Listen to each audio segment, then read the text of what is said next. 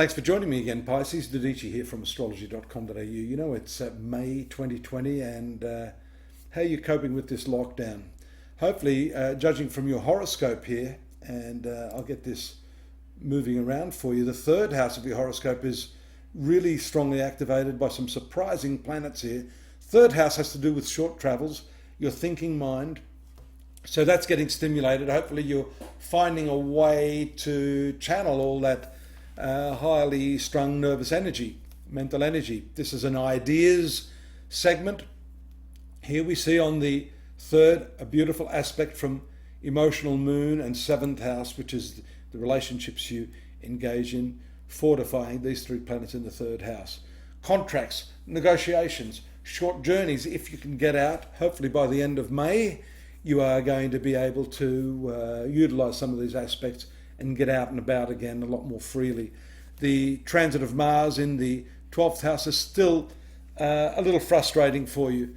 It's one of your better planets. It's a planet of action, but can't actually do much there in that 12th house. It's sort of stuck a little bit, sort of constrained in its ability to get things moving. The full moon may act as a catalyst for that around the 7th and 8th here. You see it taking place here in the 9th house.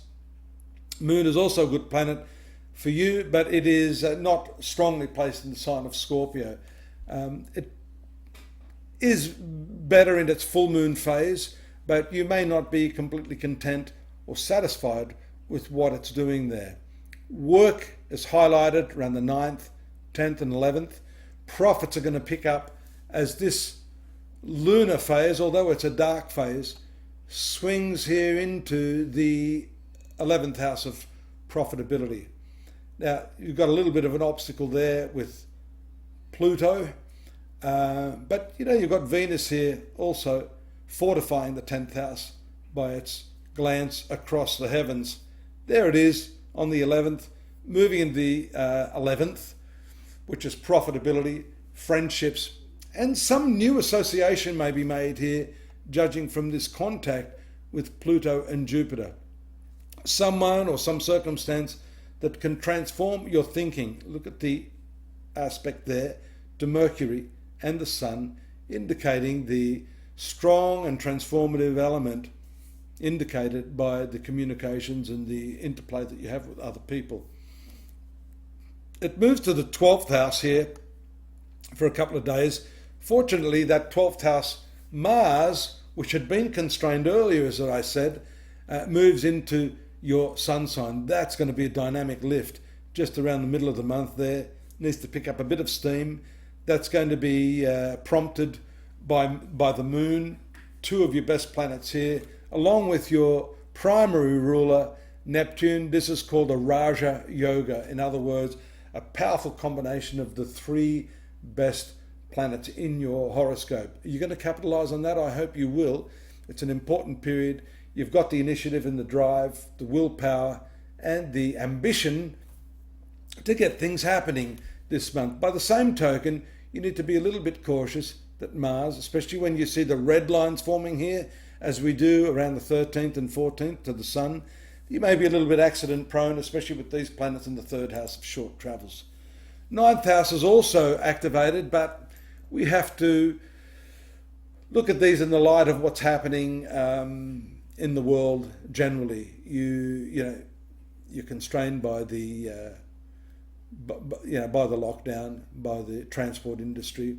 So I would say that this has more to do with shorter journeys or even mental journeys, because Neptune, of course, is a very, very imaginative planet. You can plan and do everything you want in your mind first before you actually live it out in reality.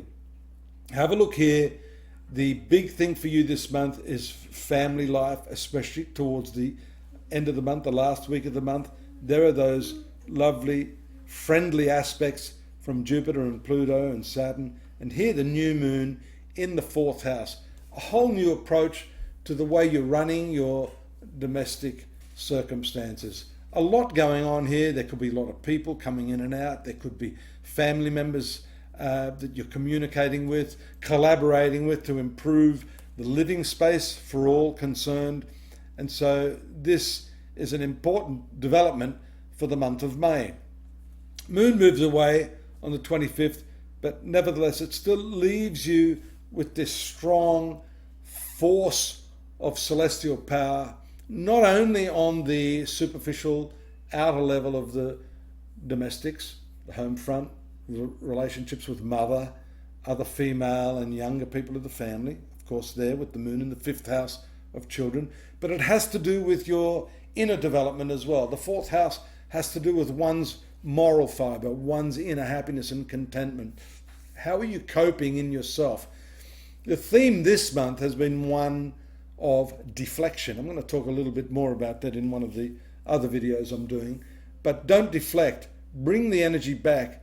Turn the light of awareness in on yourself. That's where you're going to find the happiness. Whatever's happening in the world, you're not going to be able to change what Donald Trump's doing. You can change what's going on within yourself and how you're reacting to all of those things around you. Mercury's transit into the 5th house is a beautiful creative element to end the month on the 30th. That sort of heralds the beginning of the next month, a little bit of a hint at what's coming there. This is a lovely aspect. It makes you childlike, it makes you creative, connects you to younger people, and gives you a sense of refreshing new opportunity, especially along with that late new moon in your 4th house. There's more on you there at astrology.com.au. Join me there. You'll see the dailies, the monthlies, the new weekly readings that I'm doing for you, along with a lot of the free psychic readings. Subscribe, drop me a line if you want a more personal view on what's happening in your universe. I'm here at your disposal, and I do look forward to your company again next month, Pisces. Do stay safe. Bye-bye.